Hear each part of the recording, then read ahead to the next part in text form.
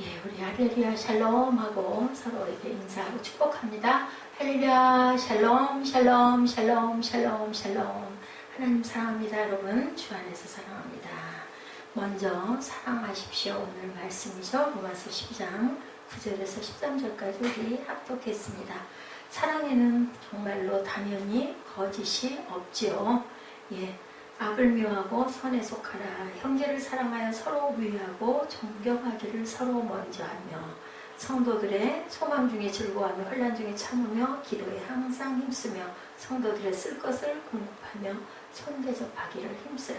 저는 이 손대접하기를 힘쓰라 이 부분이 참 말씀이 좋아요. 근데 손대접을 잘 못하죠. 잘 못하다 보니까 자꾸 그 말씀을 보면 뭔가 사모하는 마음이 있습니다. 제가 그 부분이 부족하기 때문에.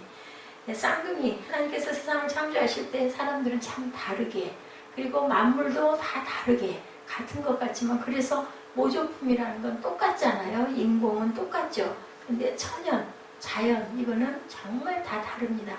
아무리 똑같은 것 같지만 다르죠. 예, 아기들 둘이 일란성 쌍둥이 우리는 보면 너무 똑같은데 엄마는 정확하게 알아보죠. 그 가족은 알아봅니다. 이런 것처럼 하나님께서는 우리 모두를 다 다르게 지어놓으시고, 그리고 그것을 보시면서 기뻐하시고, 그리고 좋았더라 하시잖아요. 그렇기 때문에 우리는 서로가 다른 것을 가지고 다르다고 이상하다고 흉보거나 판단하거나 비판하지 말라고 얘기합니다. 피부색이 다를 수도 있고, 그리고 많이 배운 사람도 있고 못 배운 사람도 있고, 성격이 급한 사람도 있고 느긋한 사람도 있고, 말을 너무 많이 하는 사람도 있고, 또 너무 말을 안 해서 답답한 사람도 있습니다. 적당하면 좋을 텐데 우리 마음대로 뜻대로 적당치가 못할 때가 너무나 많지만, 그래도 우리는 감사해야 된다. 제 모습을 보고 누군가는 또 아이고 어찌 저렇게 생겼어 하는 사람도 있을 것이고, 어떤 사람은 아이고 참 은혜스럽네 이런 사람도 있을 거 아니에요. 바라보는 눈들이 다 다르기 때문에, 그래서 우리는 되도록이면 축복된 얘기를 할 줄 알아야 된다. 그 사람에게 아무리 부족한 사람도 좋은 점이 분명히 있거든요. 그러면 그걸 꺼내서 칭찬을 하고, 물론 또 너무 잘못돼서 저런 거 조금 좀 이랬으면 좋겠다 할 때 권면을 하되, 제일 좋은 방법은 먼저 칭찬하면서 조심스럽게 이 부분은 조금 이랬으면 좋겠어요. 이럴 때 기분이 한껏 좋아했으니까 그것도 부드럽게 받아들이지 않을까 하는 생각이 듭니다. 교회는 건물도 아니고 교파도 아니고 우리 지난주 말씀이죠. 그리스도의 몸이다. 그 몸 안에는 하나님의 생명이 흐르고 있고, 그렇기 때문에 교회는 자라가야 된다. 자라가지 못하면 교회에서 생명이 끝난 것이다. 우리가 살아있다라는 건 뭔가 자라잖아요. 우리 머리카락도 자라고 손톱 발톱도 자라고, 우리 살아있기 때문에 키는 다 성장을 하고 나면 크지를 못하고, 또 연세가 들어가다 보면 키가 오히려 조금씩 줄어들기는 하죠. 그렇지만 머리카락, 손톱, 발톱 이런 거는 다 자라간다. 왜? 우리가 살아있기 때문에. 음식을 먹고 영양 공급을 받다 보면은 자라죠. 그런 것처럼 교회도 예수님의 생명이 있으시기 때문에 우리는 모두 다 자라가야 된다. 그래서 바울이 그렇게 얘기하죠. 너희는 자라가라 이렇게 얘기합니다. 우리 믿음도 자라야 될 것이고, 영적인 충만함도 자라가야 될 것이고, 항상 그저 주시는 것만 받아 먹을 게 아니라 우리가 깊이 묵상할 줄도 알아야 되고, 하나님의 기쁘신 뜻을 헤아릴 줄도 알아야 된다. 그게 초신자에서 조금씩 예수를 믿으면서 조금씩 성화되는 과정이라고 생각합니다. 근데 사람들은 성화가 됐다 하면 내가 좀 뭘 좀 안다, 교회 나간 지 10년이 됐다, 아니면 뭐 신학을 얼만큼 했다, 아니면 뭐 내가 성경을 통독을 얼만큼 했다, 뭐 이런 분들은 또 무슨 중대형 교회는 뭐 단계가 굉장히 많아요. 그 단계를 다 뗐어. 나는 이제 멘토 노릇을 한다. 뭐 이런 경우도 있죠. 그러다 보면 너무나 많이 아시고 잘한다 보니까 모르는 사람, 조금 좀 그죠? 이제 갓난아기를 그냥 걸음마도 못하는 이런 사람들을 굉장히 무시하는, 그런 나도 모르게 상대방을 그렇게 아주 그 눈 아래로 보게 돼서 아주 그 상처를 입는 그런 일들이 많다. 이거는 하나님이 원하시는 부분이 아니겠죠. 그리스도의 생명 안에 저와 여러분은 들어오셨기 때문에 그리스도의 형상을 닮아가야 되겠다. 그래서 교회는 하나님의 뭘로? 비밀로 가득 차 있다고 그럽니다. 하나님의 능력이 그리스도 생명 안에 들어가면 나타내게 돼야 될 그 능력이 성품으로도 나타내야 되겠죠. 우리 예수님은 그런 분이었으니까 딱 모델로 보여주시고 가셨으니까 내가 지금 온전한가 온전하지 않은가 이 부분은 예수님이 어떻게 하셨나를 우리가 생각을 해보면 성경을 너무 많이 알지 않고 줄줄 깨지 않아도 우리 사복음서 그죠? 마태, 마가, 누가, 요한의 예수님의 행적을 이렇게 좀 그 부분은 뭐 다 쉬우니까 신약이니까 이런 것만 생각을 해봐도 오셔가지고 섬김 받으러 오시지 않고 섬기러 오시고 높은 자로 지극히 낮은 곳에 말구유보다 더 낮은 데는 없을 것 같아요. 아무리 가난한 집 자녀도 밤에서 낳죠. 근데 하필이면 그 시대이기도 했지만 예수님은 정말 그렇게 낮은 곳에서 태어나신 예수님이시고 결국은 아무 흠도 없고 아무 죄도 없는 분으로 자기 몸을 하나님의 뜻대로 다 내어주시고 그렇게 가신 마지막 제사장, 영원 불멸의 제사장이 되었다. 이런 부분만 봐도 우리는 그렇게 그것을 본받으며 살려면 누구를 아프게 하는 일은 되도록이면 안 해야 되겠죠. 나도 모르게 아프게 할 때가 많아요. 그럼 우리는 어떻게 해요? 찬양으로, 예배로, 기도로 우리가 그것을 깨달았을 때는 얼른 회개할 줄 알아야 되겠다. 우리의 자녀 중 한 명이 아프고 연약하면 오히려 어때요? 그 연약한 아이에 이렇게 마음이 가죠. 하나님은 바로 그런 마음을 갖고 계시다. 주님도 그런 마음을 갖고 계시다. 잘나고 똑똑한 놈은 잘나고 똑똑하니까 그냥 그 자식도 우리 그 부모 마음 생각해보면 그러죠. 근데 자꾸 아픈 자녀는 자꾸 염려가 돼요. 꿈에도 오히려 더 많이 보이고 염려 걱정을 더 많이 합니다. 좀 시원치 않고 온전하게 지 걸 잘 못 챙기고 이러면 신경이 더 많이 쓰이는 것처럼 주님께서는 하나님께서는 우리에게 그런 신경을 쓰고 계시다. 우리는 모두 부모가 다르고 배경이 다르지만 그리스도의 한 피를 받은 그리스도 안에서는 한 몸을 이룬 영적 가족이라는 것을 우리가 늘 잊지 말아야 되겠다. 그래서 교회는 그런 곳이 돼야 된다. 하나로 우리가 모든 지체들이 서로 다 각각 다르지만 성품도 다르고 성격도 다르고 뭐 배운 것도 다르고 키도 다르고 날씬한 사람, 살찐 사람, 뭐 그죠? 매운 걸 좋아하는 사람, 아니면 뜨거운 걸 싫어하는 사람, 뭐 별별 사람들이 다 있지만 서로 섬기고 선대접 하다 보면 내가 좀 참죠. 뭐 항상 있는 일이 아니니까 이런 마음을 가졌을 때 거기에서 사랑이 살아 일어난다. 예, 사랑이 있어야 되겠죠? 사랑은 형제가 아플 때 내가 대신 아프고 싶게 안타깝지 않습니까? 형제의 그 궁핍함을 볼 때 내가 좀 덜 쓰고 그 사람을 도와주고 싶은 그런 마음이 들고 형제의 영광이 또한 나의 영광, 그 형제가 뭔가 좋은 일이 생기거나 또한 기도 응답을 받았다거나 하면 내가 더 기쁘지 않아요? 이런 마음들이 돼야 된다.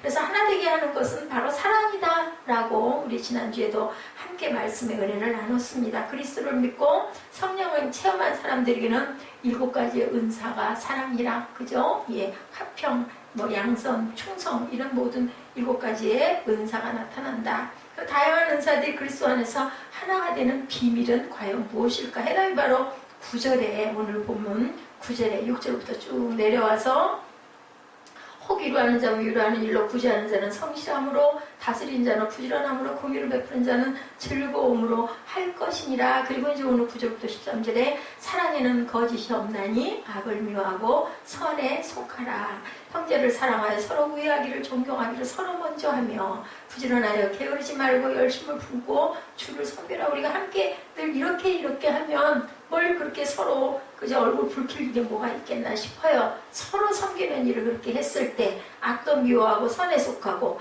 그리고 항상 게으르지 말고 열심히 품고 주를 서로 섬기고 소망 중에 또 서로 즐거워하며 환난 중에는 또 참고 위로하며 그죠? 기도에 항상 힘쓰고 성도들의 쓸 것을 공급하며 선대접하기를 힘쓰는 이것이 바로 사랑이다. 사도행전 2장 44, 5절 그 은혜 받고 성령 받아가지고 기뻐하면서 거기서도 그렇게 했었지 않습니까? 예, 너희는 박해하는 자를 축복하라. 축복하고 저주하지 말라. 즐거워하는 자들과 또한 함께 즐거워하고 우는 자들과 함께 울고 서로 마음을 같이 하며 높은 데 마음 두지 말고 도리어 낮은 데 처하며 스스로 지혜 있는 채 하지 말라. 잘난 체 하지 말라는 거예요. 서로 우애하고 서로 어때요? 마음을 같이 해서 뜻을 높은 데 두지 말고 도리어 낮은 데 처해라. 그리고 스스로 지혜 있는 채 하지도 말고 아무에게도 악을 악으로 갚지 말고 모든 사람 앞에서 선한 일을 도모하라. 할 수 있거든 너희로 모든 사람과 더불어 화목하라고 이렇게 말씀을 합니다. 제가 18절까지 너무 은혜스러워서 그냥 쭉 읽었어요. 로마서는 정말 사랑장이다. 저는 그런 생각이 듭니다. 요한일서 3장 16절에서 18절에도 같은 말씀을 하고 계시죠. 그가 우리를 위하여 목숨을 버리셨으니 우리가 이로써 사랑을 알고 우리도 형제들을 위하여 목숨을 버리는 것이 마땅하니라. 누가 이 세상의 재물을 가지고 형제의 궁핍함을 보고도 도와줄 마음을 닫으면 하나님의 사랑이 어찌 그 속에 거하겠느냐. 자녀들아, 우리가 말과 혀로만 사랑하지 말고 행함과 진실함으로 하자. 예, 이렇게 그죠? 예, 그 사도 요한은 정말 하나님의 나라에 대한 이런 부분들의 것들을 너무나 많이 사랑을 너무 많이 느끼고 돌아가실 때까지 100세가 돼가지고 예, 이제 무슨 설교를 오늘은 하시겠습니까? 물어보면 사랑. 무슨 설교를 오늘은 조금 다른 걸 좀 해보시면 어떨까요? 그래도 사랑. 이러셨다 그래요. 그 사도 요한이 돌아가실 때까지. 꾸밈없는 사랑이 로마서 12장에서 계속 나타나죠. 그리고 또 하나의 장은 고린도전서 13장이죠. 우리가 너무 잘 아는 말씀들이 고린도전서 13장에는 사랑엔 그죠? 어떤 모습으로 사랑하라고 나타나 있습니다. 로마서 12장에서 10절에서 11절 보니까 형제를 사랑하여 서로 우애하고 존경하기를 서로 먼저 하고 부지런하여 게으르지 말고 열심히 품고 주를 섬겨라. 오늘 본문이죠.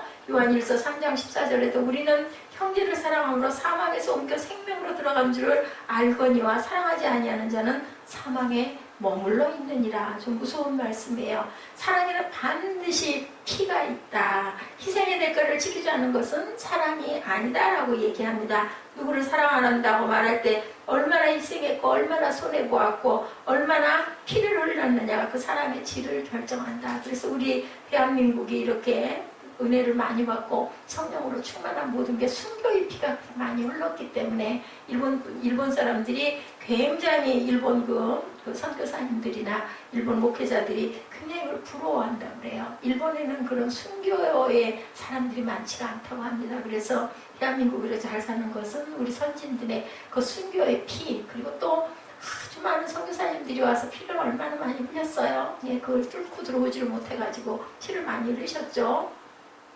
우리 사랑이 공허한 이유는, 우리의 사랑이 10년이 지났다고 식어버리는 이유는 바로 희생이었기 때문이다. 맞습니다. 그런 것 같습니다.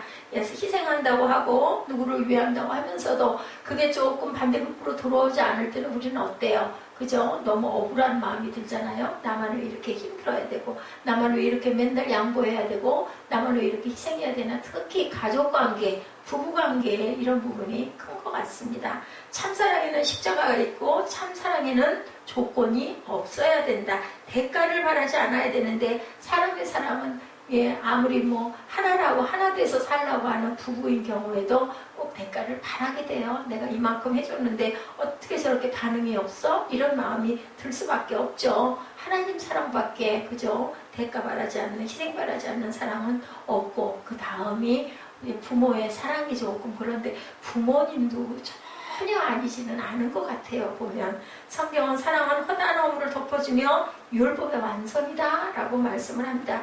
예수님께서 우리의 신앙을, 참신앙이란 하나님을 사랑하고 내 이웃을 내 몸처럼 사랑하는 것이라고 말씀하셨죠. 아무리 교회 간판을 걸고 집을 짓고 교파에 속해 있다 하더라도 교회 와서 사랑을 느낄 수 없다면 그것은 교회가 아니라고 얘기합니다. 아무리 예수님을 잘 믿는다고 말해도 여러분 곁에 누군가 다가왔을 때 사랑을 느낄 수 없다면 우리는 가짜일지도 모른다. 가슴이 찔리죠. 저는 찔립니다. 진짜 교회는 그리스도의 사랑이 느껴져야 되겠다. 진짜 그리스도의 사람들은 그 사람을 만났을 때 예수의 사랑을 느낄 수 있어야 되겠다. 교회 성장의 열쇠 역시도 사랑이다. 사랑보다 강한 힘은 세상에 없죠. 사람을 살리는 일을 뭘로 해요? 사랑으로 하죠. 사랑은 죄인을 용서하는 힘이 없다. 저는 백설공주, 천일공주, 천일의 앤, 이런 거 보면은 옛날 그 동화 속에도 그런 게 나타나죠. 백마탄 왕자님이 와가지고 잠자는 공주였나요? 볼에다가, 뺨에다가 탁 뽀뽀를, 아니면 눈물방울을 톡 떨어뜨리면 탁 눈 뜨고 일어나는 부분, 아주 그 부분이 정말 귀하다고 여겨져요. 그 의미가, 상징이 사랑의 힘이 사람을 살린다는 얘기잖아요. 생명이 있다는 얘기죠. 그 사람 안에는 생명이 있고, 생명은 죽은 자를 살리기도 하고, 하나님의 사랑이 하나님의 생명을 통해서 우리에게 나타나기도 한다. 그래서 사람이 만들어지는 것은 사랑해서 만들어지는 거잖아요. 부부도 사랑을 해서 아이를 낳지, 뭐 싸우면서 아이 만드는 사람은 없을 것 같아요. 그죠?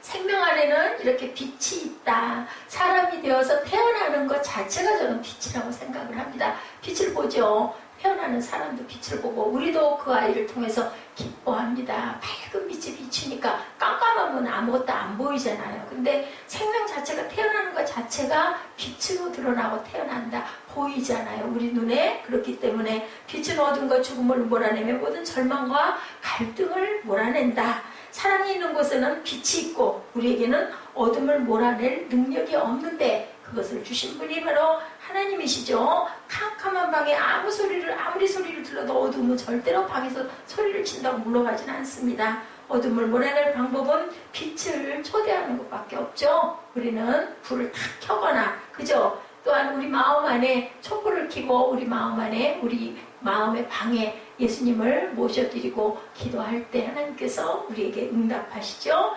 예, 마음이 밝아지고 마음이 환해지고 불 스위치 올렸을 때, 방이 환해졌을 때 어둠이 물러가는 것처럼, 불을 켜면 순식간에 칠흑 같은 어둠이 사라지는 것처럼 저와 여러분의 마음에 어둠이 사라지기를 주님의 이름으로 축복합니다. 시간이 많이 피곤한 시간이잖아요. 그죠? 예, 그렇기 때문에 우리 마음에 주님의 불을 밝히고 마음에 힘들고 곤고한 모든 것을 잠깐 몰아내버리고 주님의 말씀으로 채우셔서 밝은 빛이 환하게 비치시기를 주님의 이름으로 축복합니다. 사랑 앞에 모든 갈등, 모든 죽음의 세력, 절망, 나를 괴롭히는 그 많은 것들이 순식간에 눈 녹듯이 사라진다. 특별히 이 사랑 안에는 치유하는 능력도 있죠. 사랑하면 치유가 일어납니다. 그래서 사랑받으면 아이들도 잘 커요. 뭐 아무리 엄마가 매를 때려주고, 그죠? 그런 얘기 있죠. 예, 데려온 아이하고 내 자식하고, 내 자식은 막 함부로 굴고 아주 착한 엄마죠. 그리고 데려온 아이나 내가 기르게 된 그런 내가 낳은 자식이 아닌 경우에 좋은 걸로만 더 오히려 골라 먹이고 옷도 잘 입히고 더 잘해주고 하는데도, 예, 그 아이를 보면은 내가 기른 내 자식이 더 토실토실하게 잘 자란다는 그런 얘기가 있습니다. 왜 그래요? 잠잘 때, 그죠? 한번 이렇게 쓰다듬어주고 사랑이 그 아이에게 흐르기 때문에 그런 거죠. 그건 어쩔 수가 없어요. 혈연이기 때문에. 예, 모든 질병과 고통과 아픈 상처들이 나도 모르는 사이에 회복이 된다. 그죠? 그 아이는 그렇게 회복이 되면서 토실토실하게 밤송이처럼 잘 크는 게 바로 자식이다. 네, 그래서 우리는 항상 야단을 치거나, 그죠? 항상 아이를 나무라거나 그러지 말아야 된다. 어떻게 해야 된다. 회초리도 사랑의 회초리를 때려줘야 되는데, 가끔은 보면 사랑의 회초리 속에 내 혈기가 드러날 때가 얼마나 많은지. 사랑해야 변한다는 거죠. 자녀들도 말을 듣지 않고 말썽을 피워도 그 아이를 사랑으로 교훈할 줄 알아야 된다. 사랑만이 회복과 치유를 가져온다. 이것이 바로 교회다. 교회는 위원회나 당회가 아니고 그리스도의 사랑의 물줄기라는 것. 누구든지 그 안에 들어오면 모두 치유받고 회복되고 건강해지는 게 정상이라는 거예요. 그래서 교회 성장의 열쇠는 은사가 아니라 사랑이다. 사랑의 마음을 품는 거다. 똑똑하고 잘나고 능력 있는 사람이 모이면 어때요? 서로 잘났다고 결국은 싸울 수밖에 없죠. 예, 비교하고 서로 시기하고 싸우게 됩니다. 그러나 사랑이 있으면 교회는 하나가 되죠. 서로 부족해하고 서로, 그죠? 나는 부족합니다라는 마음이 나오죠. 예, 우리가 항상 사랑 안에 들어와서 내가 겸손해질 수 있는 예수님을 닮는 저와 여러분 되시기 바랍니다. 그럴 때 내게 주신 은사는 살아나기 시작하고 예수님의 이름으로 봉사되기 시작하는 것, 그것이 바로 교회의 중심의 사랑이다. 교회가 사랑의 공동체가 된다면 저와 여러분은 하나님을 보여줄 수 있는 사람들이 된다라는 것을 잊으면 안 되겠습니다. 오늘 본문에 어떻게 사랑의 공동체가 될 수 있는가에 대해서 5가지 실제적인 적용을 하고 있습니다. 뭐라 그래요? 악을 미워하고 선에 속하라 라고 얘기하죠. 사랑의 공동체가 되기 위해서는 우리는 우리 안에 있는 악을 제거해야 된다. 구절에 나타나 있죠. 사랑에는 거짓이 없으니 악을 미워하고 선에 속하라. 그래야만 사랑의 공동체의 근거를 만들 수 있다는 거죠. 악은 언제나 그게 막 정말 너무나 끔찍하고 무서운 게 아니라 그럴듯하게 우리에게 다가오죠. 교활한 것이 바로 악이다. 악은 편리한 합리주의자, 이해관계에 얽매여 있을 때는 타협주의자이기도 하다. 교활하고 그럴듯한 합리적인 악에 절대로 우리는 속아서는 안 되겠다. 잘못을 저질러 놓고 악이라고 인정하기보다는 합리화시키는 경우가 너무 많아요. 그죠? 이것을 우리가 잘 분별할 줄 알아야 된다. 뭐 그럴 수도 있지. 살다 보면 이렇게 나간다는 거죠. 하나님도 내 입장이 되면 이해할 수 있을 거야. 이렇게 얘기할 수 있는. 또 성경을 바꾸기까지 하죠. 악은 이렇게 우리를 유혹합니다. 성경을 누구 위주로? 내 어떤 그 중심 위주로, 내 합리화 위주로 성경 말씀을 딱 바꿔가지고 나한테는 아주 너무나 관대하게 성경 말씀을 인용합니다. 저와 여러분이 선의 편에 서게 될 때 악은 세력을 잃고 달아난다라는 것, 이단의 책임은 기독교에 있다라는 것, 기독교가 제대로 서 있다면 이단들은 절대로 존재할 수가 없다라는 거죠. 책임은 저와 여러분에게 있습니다. 선이 세워지지 않았기 때문에 악이 존재한다라는 것, 악을 미워하고 교회에 진리가 서도록 우리가 정신을 뭐라고요? 깨어있으라. 제가 오늘 금요철에 말씀을 거기 속에 빠져있다 보니까 내가 그래서 수요일날 금요일하고 자꾸 혼동을 하는 것 같아. 대개는 수요일날 제가 금요일 말씀을 정리를 하거든요. 그러다 보면은 정리하고 일어선 시간이다 보니까는 계속 그 생각이 깨어 기도하라고, 악을 미워하라고 거기서도 그렇게 말씀하셨어요. 하나님 선하시고 인자하시고 영원하심이 교회를 지배할 때 그 교회가 사랑의 교회가 되고 살아있는 교회가 되고 생명의 공동체가 된다. 그럴 때 교회는 사랑의 공동체의 기초가 만들어진다. 그리고 또한 먼저 해라 10절이죠. 형제를 사랑하여 서로 우애하고 존경하기를 서로 먼저 하며 합니다. 둘째, 형제를 사랑하여 서로 우애하고 존경하기를 먼저 하라고 말씀하죠. 내가 사랑하면 나도 사랑하지, 그게 아니라 내가 먼저 사랑하라는 거죠. 내가 먼저 사과하면 내가 용서할게가 아니라 내가 먼저 사과한다라는 거죠. 네가 먼저 하면 나도 할게, 이거는 아무 일도 일어나지 않는다. 오늘 성경에서는 형제는 서로가 깊은 신뢰와 사랑과 인격적인 관계가 형성되어서 있어야 된다라고 말씀을 합니다. 형제가 서로 사랑하는 것을 보면 아름답죠. 반면에 어떤 형제는 너무 서로 미워하죠. 누가 그래서 가인이 그렇게 아벨을 미워했잖아요. 그리고 요셉의 형제들이 요셉을 미워했잖아요. 그러다 보니 결국 뭐가 일어나요? 싸움이 일어나게 되고, 그리고 나서 살인까지 일어나게 된다. 죽이는 일이 일어난다는 것을 우리가 생각해야 되겠죠. 그런 사람들이 말한다 그래요. 목사가 존경할 만해야 존경하지. 그렇죠. 맞는 말이에요. 그죠? 그러나 존경할 만하면 누구나 존경할 수 있다. 부족한 주의 종을 붙들고 그리고 기도해주고 그리고 잘 섬기면 부족했더라도 그죠? 뭔가 좀 살짝 잘못됐더라도 그렇게 밑에서 섬겨주고 존경해주면 자기 스스로가, 목사님들이 되게 양심은 있거든요. 그러면 어떻게 하겠어요? 내가 정말 너무 부족한데 나를 이렇게 사랑해주니 나도 이거 좀 잘해야 되겠다, 이런 마음이 들 수 있다는 거죠. 존경할 만한 것이 없어도 존경하는 마음을 가져야 된다. 인정하고 싶지 않은 사람이라도 인정하는 겸손이 우리에게 있을 때 그 사람이 변화된다. 10절을 다시 보면 서로 우애하고 존경하기를 먼저 하라고 말씀합니다. 이 중에 먼저라는 말이 중요하다는 것. 마태복음 5장 23, 4절에 예수께서 말씀하시죠. 그러므로 예물을 제단에 드리다 거기서 내 형제에게 원망 들을 만한 일이 있는 줄 생각나거든 예물을 제단 앞에 두고 먼저 가서 형제와 화목하고 그 후에 와서 예물을 드려라, 이렇게 말씀합니다. 그러니까 예배 드리려고 하다가 누구에게 내가 잘못한 부분의 것이 우리가 생각났을 때는 쫓아갈 수는 없잖아요. 그럴 때는 먼저 우리가 마음으로 기도하고 마음으로 그 형제나 자매를 품고, 아니면 부모나 아니면 직장에서의 동료나 상사나 우리 마음에 거리낌 있는 그 사람을 내 마음에서 용서할 부분은 용서하고, 내가 또 너무 심했다 하면은 마음의 그 부분을 풀고 그리고 기도하고, 나중에는 분명히 그 본인에게 그 부분에 그 사과를 할 줄 알아야 되겠죠. 그거를 할 줄 모르면 상대방이 알 수가 없기 때문에 교회에 오기 전에 형제와 싸우고 교회에 와서 하나님께 영광을 돌려도 하나님은 받지 않으신다는 것, 우리 마음에 그런 것들을 비워야 된다는 거죠. 진정한 예배는 화해라는 것을 우리가 알아야 된다.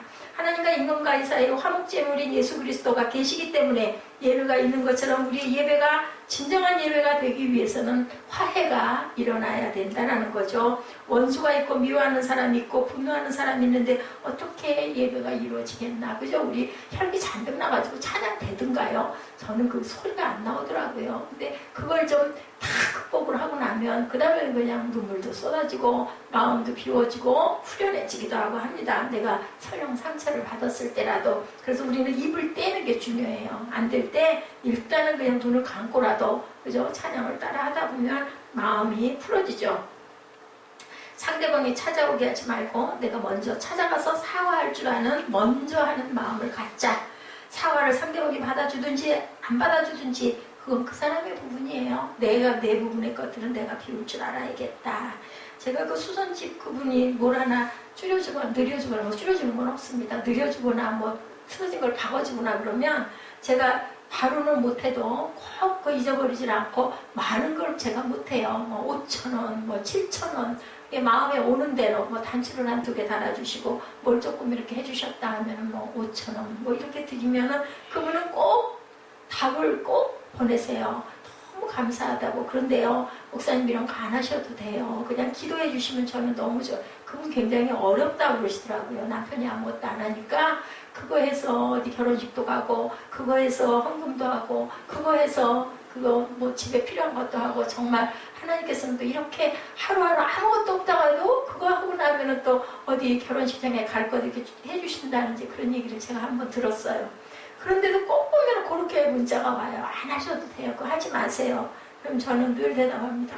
너무 감사합니다.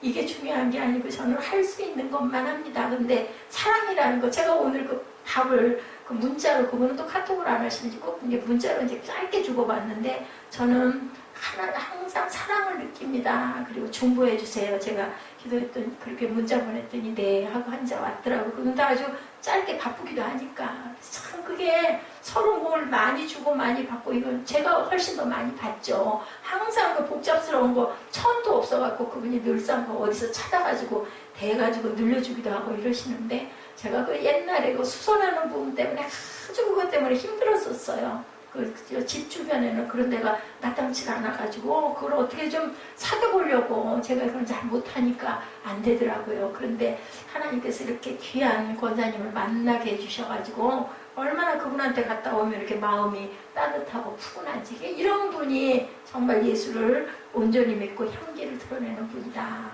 그러다 보니까 저도 너무 기뻐지고 기분이 좋고 뭔가 좀 자꾸 5,000원만 드려야지 했다가도 한 2,000원 정도 내가 좀 덜 쓰지 이런 마음이 드는 그런 거. 이 사랑이죠. 그게 금액이 중요한 게 아니라 너희는 먼저 그의 나라와 그 일을 구하라. 그러면 이 모든 것을 너에게 더해 주시리라고 분명히 하나님께서 말씀을 하시죠. 마태복음 7장 5절에도 외식하는 자여 먼저 내 눈 속에 들보를 빼라. 그 후에 밝히고 형제의 눈 속에서 티를 빼리라. 내 속에 들보가 들어앉아 있는데 어떻게 형제의 눈에 티를 뺄 수 있겠어요? 그걸 볼 줄 모르는 거죠. 내 눈에 있는 것은 볼 줄 모릅니다.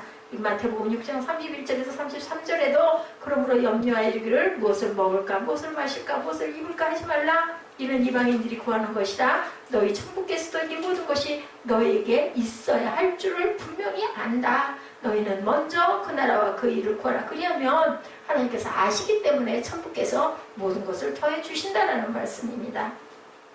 교회가 사랑의 공동체가 되는 비결은 먼저 사랑을 고백하는 거다. 내가 먼저. 그죠? 항상 내가 먼저. 교회는 보면은 뭔가 지저분한 거, 뭔가를 하려고 그러면 서로 빗자루 뺏기가 바쁘죠. 아유, 제가 할게요. 아유, 들어가세요. 설거지 제가 할게요. 이게 바로 교회의 모습이다. 아유, 내가 이걸 왜 해야 돼? 이런 마음이 있는 것은 그 사람은 은혜를 아직 받지 않아. 물론 때로는 너무 몸이 고날 때가 있어요. 그럴 때는 또 뭐 옆에서 또 서로 알고 도와주고 하면은 다음번에 또 내가 또 힘이 나가지고 더 많이 하려고 하는 이게 바로 교회 공동체의 사랑의 모습이라는 거죠. 자, 이게 뭐 어려운 게 아니에요. 힘든 게 아니에요. 함께 있는 그 하루, 그죠? 우리가 자주 같이들 다 못 만나도 주일날은, 그죠? 예배드리고 나서 뭐 간단하게, 뭐 대단한 성찬이 아니더라도 간단한 음식을 만들어 먹을 때도 서로 이런 마음을 가지고 섬길 때 마음에 훈훈하고 따뜻한 마음이 드는 것, 이게 교회 공동체다.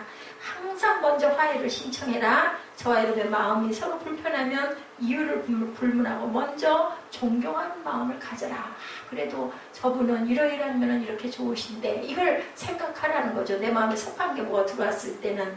그랬을 때 여러분의 가정은, 여러분의 직장은, 여러분의 교회는, 어떤 사회도 마찬가지고, 그랬을 때 정말 천국으로 변할 것이라는 거죠. 부부도 당연히 마찬가지죠. 목숨을 얻고자 하면 잃고자 하면 얻을 것이다. 이기는 사람이 진 것이다. 이기는 사람은 항상 진 거라는 거죠. 11절에 보니 부지런하여 게으르지 말고 열심을 벗고 주를 섬겨라. 그리고 부지런히 일하라고도 얘기합니다. 데살로니가후서 3장 12절에도 우리가 들은즉 너희 가운데 게으르게 행하여 도무지 일하지 아니하고 일을 만들기만 하는 자들이 있다 하니, 이런 자들에게 우리가 명하여 주 예수 그리스도 안에서 권하기를 조용히 일하여 자기 양식을 먹으라 하노라. 양식을 먹을 때는 열심히 일해서 양식을 먹으라는 말씀을 여기도 하고 있습니다. 그리고 열심을 품으라는 뜻도 들어 있습니다. 열심을 품으라는 뜻은 뜨겁게 끓어올라라. 예, 계시록 3장 16절, 기도서 2장 14절에 열병을 앓는 사람처럼 그렇게 뜨겁게 끓어올라라, 이렇게 말씀하고 있습니다. 계시록 3장 16절에 내가 이같이 미지근하여 뜨겁지도 아니하고 차지도 아니하니 내 입에서 너를 토하여버리리라고 하죠. 그리고 무릇 내가 사랑하는 자를 책망하여 징계하노니 그러므로 내가 열심을 내라 회개하라, 이렇게 확실하게 회개하고 열심을 내라는 말씀입니다. 볼지어다 내가 문 밖에서 두드리노니 누구든지 내 음성을 듣고 문을 열면 내가 그에게로 들어가 그와 더불어 먹고 그가 일찍이 주의 들어오여 열심을 예수께 관한 것을 자세히 말하며 가르치니 요한의 세례만 알따릅니다 라고 사도행전 18장 25절에도 증거하고 있습니다. 우리가 항상 열심을 품고 예수를 믿는 것도 열심히, 섬김도 열심히, 그죠? 이렇게 뜨겁게 할 줄 알아야 되겠다. 세 번째로 교회가 진정한 사랑의 공동체가 되기 위해서는 부지런하여 게으르지 말고, 여기도 또 나오죠. 열심을 품고 주를 섬기라는 거죠. 부지런하여서. 놀라운 사실은 사랑을 하면 부지런해진다. 맞습니다. 사랑을 하면 부지런해져요. 그죠? 누군가를 섬기고 싶은 마음이고 사랑하고 싶은 마음이 있으면 우리 어때요? 용모 먼저 더 단정해지죠. 특히나 연애할 때 특히나 더 그렇지만, 그게 아니라 할지라도 누군가를 뭔가를 좀 해주고 싶으면 우리 부지런하지 않으면 할 수가 없어요. 내 것도 못하는데 어떻게 남의 거를 더 섬길 수가 있겠습니까? 사랑하면 새벽부터 일어나고, 사랑하면 감각이 살아나고, 뭐가 막 의욕이 생기죠. 뭔가 막 더 좀 이렇게 잘하고 싶은 마음이 생깁니다. 이런 마음, 사랑할 때 꽃의 아름다움도 느낍니다. 그죠? 우리 마음에, 그죠? 그런 그 정적인 부분이 살아 일어나니까 제가 그건 정말 요즘에 많이 합니다. 그래서 그런 마음을 일부러 피어 일으키려고 거기에 그런 어떤 비슷한 것들을 자꾸 찾아서 보고 거기서 느끼고 울기도 많이 하고, 그죠? 거기서 기뻐하기도 하고 감동하기도 하고, 내가 직접은 아니다 할지라도 그 참 중요하더라고요. 속상하고 피곤할 때 꽃이 이뻐요, 그죠? 그냥 그게 뭐 나랑 무슨 관계가 있나, 이런 마음이 들죠. 우울해지죠. 소망이 생기질 않습니다. 근데 내 안에서 사랑의 생기가 나기 시작하면 눈이 반짝반짝, 그죠? 온몸이 다 긴장하게 되죠. 이런 마음, 이게 바로 생명이에요. 이 사랑을 잃어버리게 되고 사랑을 외면받게 되면 사람이 살 소망이 없어지죠. 그래서 오른뺨을 치면 자연히 왼뺨도 아이고 여기도 해 여기도 갖다 대주고 웃게 된다는 거지. 이게 그리고 그렇게 그래도 밉지도 않고 그냥 조금 내가 따끔하고 아파도 그 정도, 아이고 어쩌다 이랬어, 그냥 피해지는데 왜 기분 나쁘고 속상해가지고 있을 때 어때요? 누가 와서 슬쩍만 건드려도 막 짜증나지 않아요? 사랑하지 않고 미운 마음이 들기 때문에, 사랑하면 이렇게 게을러지지도 않고, 그리고 웬만한 거는 우리가 그냥 보고 웃어 넘어간다. 인생에 의미가 없는 사람은 늦잠을 잔다고 합니다. 잠이 많아진다. 그래서 우울증의 하나의 증세라고 그러죠. 너무 많은 잠을 자는 사람들, 시간을 그냥 얼른 흘려버리고 싶은 그런 마음들이죠. 충동적으로도 뭔가를 마구 사는 사람들, 이것도 안에 사랑이 고갈됐기 때문이다. 사랑할 대상이 없고 살아갈 이유가 없기 때문에 계속 자는 것, 아니면은 그냥 뭔가를 막 사면서 잠깐씩 즐거워하는 것. 그리스도의 복음을 가진 사람들은 새벽 4시부터 일어나 새벽 기도에 준비를 하죠. 어떤 사람들은 자기가 원하지 않는 삶을 살아갑니다. 원하지 않는 직장, 원하지 않는 배우자와 결혼하고 원하지 않는 자식을 낳고 이 모든 것이 싫고 당연히 짜증이 나죠. 소망이 없죠. 전부 싫죠. 모든 게 죽을 수 없어서 사는 것 같은 모습이 돼버리고 만다라는 것. 충동적으로 사는 사람들, 끌려가면서 사는 사람들, 행복의 조건은 가졌지만 마음에 평안이 없는 사람들, 물질이 많고 그저 모든 조건들을 다 갖췄는데도 얼굴에 보면 웃음기가 없고 뭔가 좀 살아있는 것 같은 느낌이 들지 않는 그런 사람들도 너무나 많죠. 어떤 사람들은 적극적으로 악하게 사는 사람들도 또한 있습니다. 남에게 해를 끼치고 남을 파멸하게 하는데 그 사람의 인생을 건 것 같은 그런 모습의 사람들도 있다. 수단과 방법을 가리지 않고 남의 뒷조사를 하고 고발하고 고통을 주고 다른 사람이 고통을 느끼면 즐거워하는 사람들 정말 있습니다. 세상에 보면 자기가 하는 일이 남에게 치명적인 피해를 주는데도 몰라서 그럴까요? 양심의 가책 전혀 없는 사람도 있습니다. 그것이 남이 아니라 가까운 이웃 아니면 내 아내, 내 남편인 경우에도 그리고도 전혀 자기가 찔렀다라는 생각을 안 하는 사람들, 청소년에게 마약을 팔고 술집을 만들어 술과 담배를 팔고 유해 식품을 팔면서도 양심의 가책을 느끼지 않는 사람들, 자기의 작은 이익 때문에 환경이 오염되고 파괴되는데도 불구하고 그 일을 계속하는 사람들, 다 똑같은 사람들의 부류들인 거죠. 이런 사람들은 공통점이 있는데 허무함과 고독이라는 것, 그리고 나중에 맨 마지막에는 멸망으로 떨어질 수밖에 없다는 것. 이 사람은 모든 것을 가지고 있지만 외로워하고 고독해하죠. 외로움을 잊고 고독을 잊기 위해서 자꾸 뭔가를 하죠. 술을 마시기도 하고 또한 마약을 하기도 하고 결국은 자기 생명을 자꾸 죽이는 사람들이죠. 충동적으로 사는 사람들은 또한 동물적으로 살기도 한다. 게으르지 말고 열심을 품고 주님을 사랑하고 주님을 섬기는 사람들은 이렇게 살 수가 없겠죠. 그럴 때 내 인생은 꽃이 피고 생기가 돈다라는 것, 누군가를 사랑한다라는 것, 누군가에게 준다는 것, 섬기는 것은 결국은 내가 생명을 잃고자 하면 생명을 얻으리라는 그 말씀이라는 것을 우리가 한 번 더 깊이 생각합니다. 소망 중에 기다리라고 얘기하시네요. 넷째, 사랑의 공동체를 만드는 비결 12절이죠. 소망 중에 즐거워하며 환난 중에 참으며 기도에 항상 힘쓰며 그리스도를 섬기면 박해가 온다라고 하죠. 디모데후서 3장 12절에 이런 자들에게 우리가 명하고 주 예수 그리스도 안에서 권하기를 조용히 일하여 자기 양식을 먹으라 하노니 형제들아 너희는 선을 행하다 낙심하지 말아라. 소망 중에 기도하라. 누가 우리를 그리스도의 사랑에서 끊으리요. 롬팔 35절이죠. 너무 훌륭하고 유명한 말씀입니다. 환난이나 공고나 박해나 기근이나 적신이나 위험이나 칼이라 기록된 바 우리가 종일주를 위하여 죽임을 당하게 되며 도살당할 양같이 여김을 받았나이다 함과 같으니라. 그러나 이 모든 일에 우리를 사랑하시는 이로 말미암아 우리가 넉넉히 이기느니라. 내가 확신하노니 사망이나 생명이나 천사자들이나 권세자들이나 현재일이나 장래일이나 능력이나 높음이나 깊음이나 다른 어떤 피조물이라도 우리를 우리 주 그리스도 예수 안에는 하나님의 사랑에서 끊을 수 없느니라. 제가 엄청 은혜를 받았던 구절이에요. 이 부분이 정말 너무 좋아서 롬팔 3호하고 늘 기억을 하고 외웠던 구절이기도 합니다. 높음이나 깊음이나 이렇게 좋더라고요. 다른 어떤 피조물이라도 우리를 우리 주 그리스도 예수 안에 있는 하나님의 사랑에서 끊을 수 없다. 환난이라는 것, 고통을 받는다는 것, 데살로니가 전서 1장 3절이죠. 소망은 인내를 낳는다. 너희의 믿음의 역사와 사랑의 수고와 우리 주 예수 그리스도에 대한 소망의 인내를 우리 하나님 아버지 앞에서 끊임없이 기억한다 라고 얘기합니다. 환난도 우리는 이렇게 항상 주님 앞에서 받았을 때 소망의 인내로 우리가 그것을 잘 극복하고 우리가 나아갈 수 있다. 그리고 우리는 어떻게 기도해라? 열심히 기도해라. 꾸준히 기도해라. 기도는 쉽지 않고 더욱이 절박한 기도는 더더욱 쉽지 않지만 롬팔 26이죠. 이와 같이 성령도 우리의 연약함을 도우시나니 우리는 마땅히 기도할 바를 알지 못하나 오직 성령이 말할 수 없는 탄식으로 우리를 위하여 어떻게 신이 간구하신다고 얘기하고 계십니다. 마음을 살피시는 이가 성령의 생각을 아시나니 이는 성령이 하나님의 뜻대로 성도를 위하여 간구하십니다. 27절의 말씀입니다.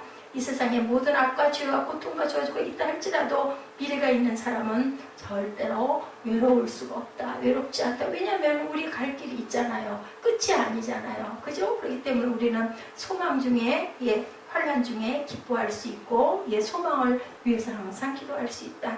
약속이 보장된 사람은 이렇게 외로울 수가 없습니다. 죽으면 뭐가 천국 간다는 믿음이 있기 때문에 안심하고 돌아갈 때도 안심하고 돌아갈 수 있어요.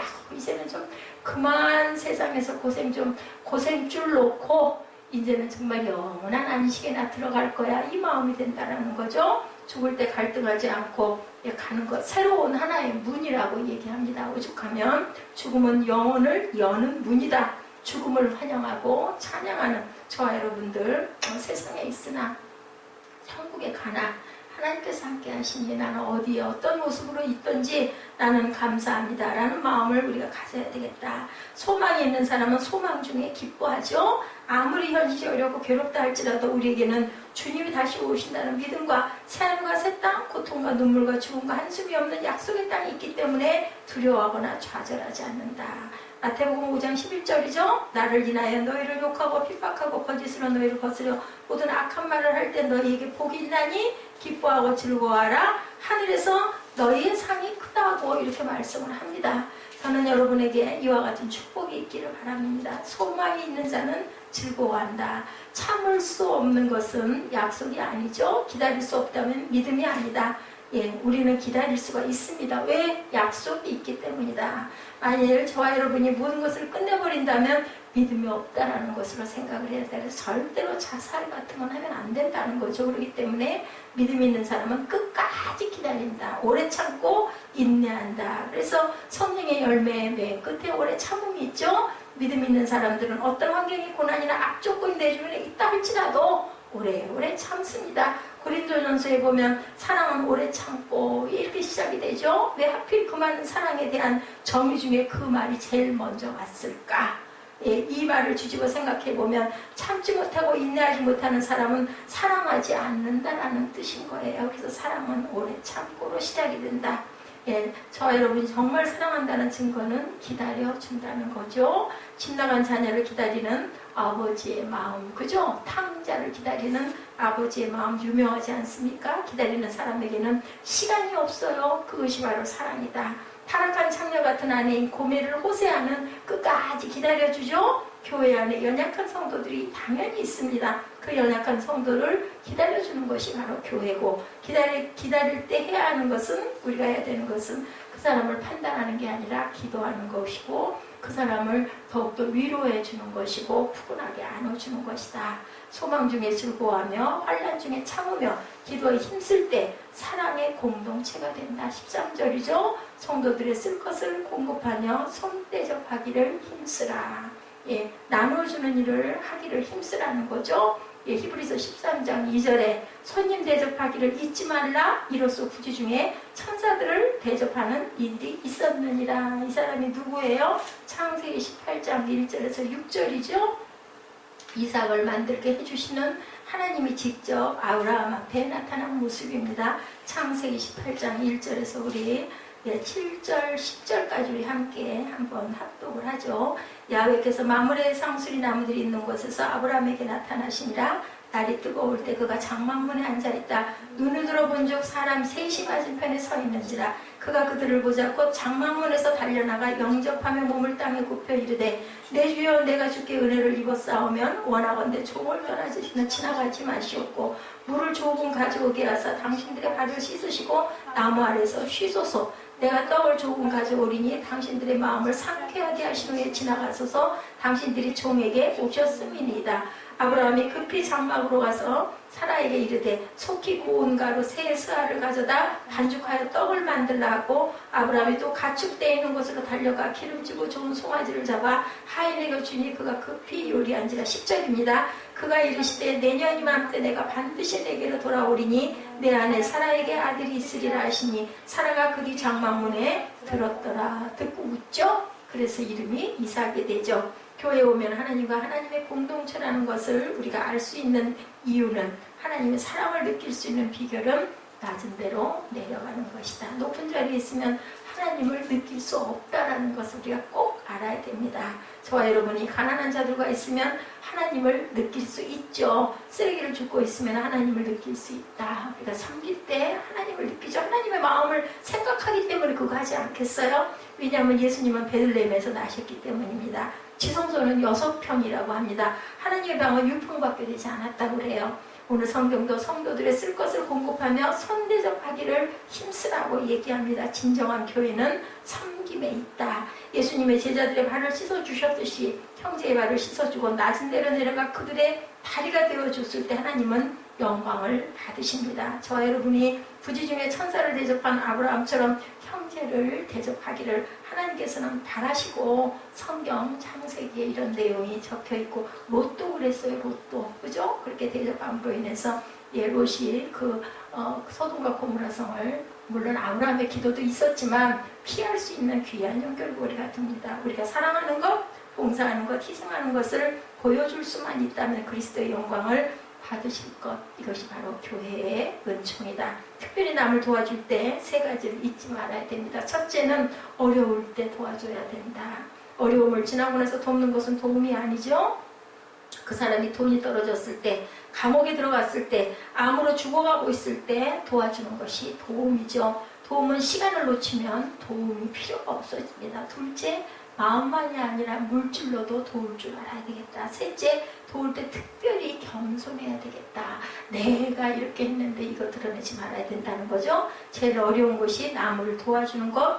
도움받는 사람은 약한 사람이기 때문에 다치지 않게 도와줘야 된다. 잘못하면 자존심을 건드릴 수가 있죠. 그래서 예수님도 오른손이 한 것을 왼손이 모르게 해라 말씀합니다. 그것은 자존심을 건드리지 말라는 말씀이에요. 그 사람의 필요를 사랑으로 채워주라는 것.